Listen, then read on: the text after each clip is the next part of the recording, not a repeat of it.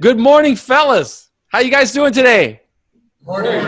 You know, I know that weekends really are kind of slow days in jail, or at least they were for me, because there's no mail and there's not as many programs. And I was thinking about you guys all weekend, I'm actually really probably enjoying this a lot more than even you guys are. It's just so fulfilling for me to be able to go back in there and share the lessons and the strategies that helped me through the journey. And today we are now on our 6th class together, and we're going to be talking about accountability, which is a really important aspect, particularly where you are. I think that you guys didn't get the PDFs today, but I just sent them in an email, so hopefully he'll be able to give them to you either during the break or after the break or after we finish today. And I want to talk with you a little bit about what does it mean to hold ourselves accountable. Last week we spoke about action. Before that we spoke about aspiration, which is visualizing what we're going to be. And with accountability, we're going to try and manage our time in jail or prison as if we are the CEOs of our own life. That's effectively what this is about, right? It's about not waiting for the jail or the prison to assess how well we're doing or what we're doing. But if we define success on our own, and if we know what it means to be successful while I'm in jail, before sentencing, or if it's after sentencing, what am I going to do between the time I get sentenced and the time I go to prison? Do I know how to map out a plan? If I'm on the other side of the journey and I'm going through the prison system, how do accountability metrics help me get through that process? And then, of course, if you've done that while you're in custody, you're going to be much stronger and much more powerful and confident in your ability to use these tools when you come home. And it's so important to really be able to articulate that when you're meeting people in your market, whoever that market may be. It may be the case manager in the jail or the prison that has some influence on where you go. It may be persuading somebody out here to believe in you and invest in you, even while you're in there. It may be trying to negotiate with your probation officer to give you a higher level of liberty when you come home. It may be getting a job, getting credit, getting employment.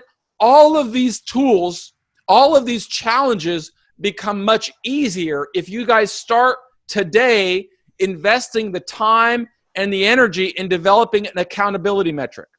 And I use them all through my prison term. I'll give you a funny story about how I screwed up when I came home from prison. Because one of the things that I did while I was in there is I kept a journal every single day. And if you've got a copy of my book, Prison, my 8,344th Day, I talk about that and how I was using a journal to document the story. And then I would send the journal home, and I would have my wife, who I got married while I was in prison, I would have my wife type the document and put it on a website, because all of this was going to be part of my process when I came home. My accountability metric I looked at as a tool or a resource that I could use to leverage and launch my career when I came out. So I'm always thinking about, how do I define success? What are the challenges that I have to build? And then what resources can I create to help me along the way? So this accountability metric, I would always start the year by defining success. And then throughout the year, I would document what did I do every single day to get there, to advance the ball. By doing that, I ended up having obviously thousands of pages, because I was in jail for 9,135 days before I transferred to a halfway house. And the days, every journal started with the date. So it would have been, June the 8th, 1995, my 7,341st day in prison or whatever it was. And this is what I am doing. Well, then I recorded it on a blog at michaelsantos.com, which was the website I had while I was in prison. And I came home from jail and I looked at it and I saw that my wife didn't type everything I said. Instead, she took a picture of it and scanned it and put it on the site.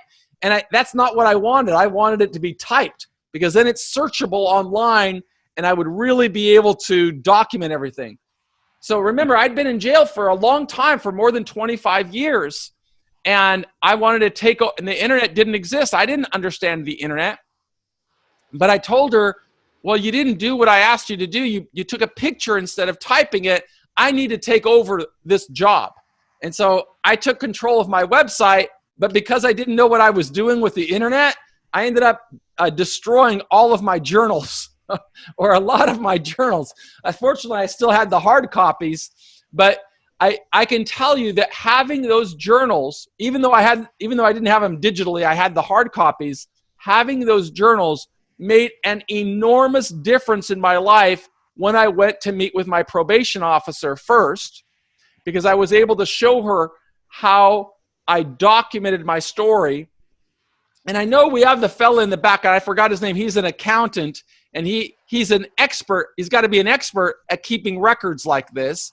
So, regardless of where we are, you got to use those same tools. If I'm managing a business, I need records. Well, when I'm in jail or I'm in prison, I also need records. I need to document my life. I need to be showing how hard I am working to prepare for a life of success and meaning and relevance. And I learned that from leaders. That's what I learned. By studying business people, that's what I learned. In fact, the first lesson of today, when you guys get this PDF, I've got a quote here from Steve Ballmer, who at the time was the CEO of Microsoft. And he wrote, "Great companies operate with high cultures of accountability. These accountability metrics help us determine whether we are succeeding. Accountability systems let us know when we must correct course and pursue new strategies." Well, if businesses have to use them, where else do we use accountability metrics? I can tell you that if you're a parent, I'm not a parent, but if I were a parent, I'd be looking at my child's report card. What's that? It's nothing more than accountability metric. It's something we determine whether our child is doing well in school or whether we have to make adjustments to get better marks. If you're an athlete, you're going to be looking at statistics. Am I getting on base enough? If it's 9 innings, if I'm working on baseball and I want to be practicing this 9 inning, what am I looking at? I'm looking at, my batting average, my percentage of time on base. I'm looking at different metrics and saying, okay, what do I have to do to improve? Football, how many yards do I run for a running back, or even if I'm a gambler, I'm looking at sports records. What's the win-loss record? How do they play in rain or sunshine or whatever? There's always those of us who can use an accountability metric are far more likely to advance the ball to success. And even though we're sitting in jail where authorities are measuring progress by how many days we serve or how long they keep us, we have to design our own accountability metrics while we're in there. And I won't say that it's easy to do because it takes discipline. But I think that if you guys can see how this helps people along the way, you will also see, okay, I've got to start sowing these seeds right now for the challenges I'm going to face in the future. If you guys have been watching the videos of me interviewing other formerly incarcerated people that became successful, that's one lesson that they speak about. Either they used it while they were in prison, like in the case of my friend Tulio Cardozo. He really spoke about the number of books that he had to read, how much time he had to spend to train his mind to think like a computer programmer, even though he couldn't access a computer. And now that he is home, and I work with Tulio a lot, he gives me tasks. He says, okay, I want you to finish this many projects this week, and then we measure them, and then I can use those tools to determine how is my reach expanding out here in society. I learned all those skills while I was in jail, and they made a huge difference in keeping me motivated, and they also made a huge difference in helping me avoid something I've spoken about a couple of times in here, what I call the shiny object syndrome. And that's a term that I didn't coin. That's a term that I learned from other business and marketing leaders when they're trying to keep their employees all moving in the same direction. They say it's really easy for any human being to get distracted and start chasing something that doesn't align with what we want to become. The more focus and clarity that we can give to our definition of success, as we learned in our first class together, that's what we call our values. The more focused we become in realizing what goals do we have to pursue along the way. 1, 2, 3, 4. Are they specific? Are they measurable? Are they action-oriented? Are they realistic, something that we can do? And are they time-bound? That makes them a SMART goal. Then we say, are we going forward with the right attitude? Do we have 100% commitment to what we're trying to achieve? Do we see the outcome of what we're going to achieve if we stay on this path? That's our aspiration. And are we taking the necessary action steps?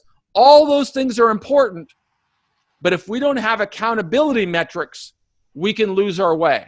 That's what we mean. That's all part of our three-legged stool, where we have to be able to measure progress. A lot of business leaders will talk about if you can't measure it, success doesn't really happen.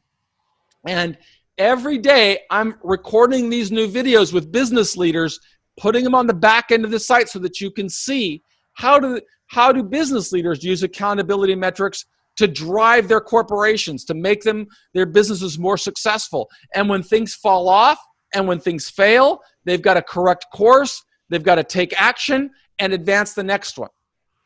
And I can tell you, it's for somebody in jail and prison, there are a lot of tools that we can use to hold ourselves accountable. I interviewed a guy Friday after our class on Friday, or I reached out to a guy on Friday and told him I wanted to interview him, told them that what I was doing. I'm teaching courses inside of jails and prisons to teach and inspire people. This guy's name is Badger, and you're going to see the video when they load it into the back end of the site. But I did a 2-part series with him because he made some really bad decisions while he was in jail.